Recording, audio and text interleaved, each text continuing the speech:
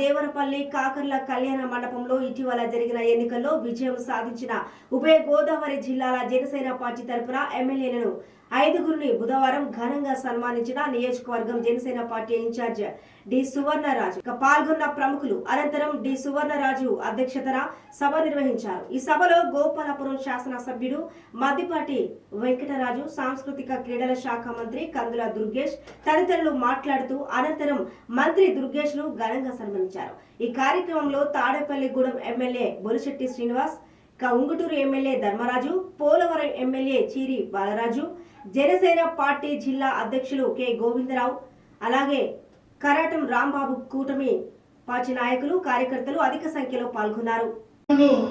ఇంకా వైసీపీ జాడలోంచి నీడలోంచి బయటికి రాలా, ఇంకా బాగుండాలని ఉంది.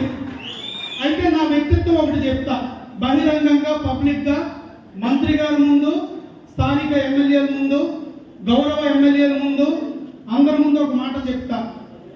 100 అడుగులు కిందకి దిగడానికి సిద్ధం, 100 మెట్లు కిందకి దిగడానికి సిద్ధం. కానీ పదే పదే మా ఓపికని సహనాన్ని పరీక్షించాలనుకుంటే మాత్రం వాళ్ళు అదుటి వాళ్ళు ఎంత పెద్దవాళ్ళైనా, ఎంత గొప్ప పొజిషన్ ఉన్నా, నేను అధికారుల గురించి చెప్తున్నా, కొంతమంది అధికారుల గురించి చెప్తున్నా బహిరంగంగా, వెనక్కి తగ్గేది ఉండదు. కార్యకర్త కోసం, ప్రజల కోసం ఎంత దూరమైనా వెళ్తానో. దయచేసి ఆ మబ్బుల్లో మాయలో ఉన్న అధికారులు కొంతమంది కొంచెం గతాన్ని గుర్తు తెచ్చుకోండి. భవిష్యత్తులో ప్రజలకు చాలా ఆశలు ఉన్నాయి, కష్టాలు ఉన్నారు, చాలా నమ్మకంతో మాకు ఈ అవకాశాన్ని ఇచ్చారు. ఆ నమ్మకాన్ని నిలబెట్టుకోవాలి. కాబట్టి కొన్ని విషయాల్లో దూకుడుగానే ఉంటాం, తగ్గే ప్రసక్తి ఉండదని మరొకసారి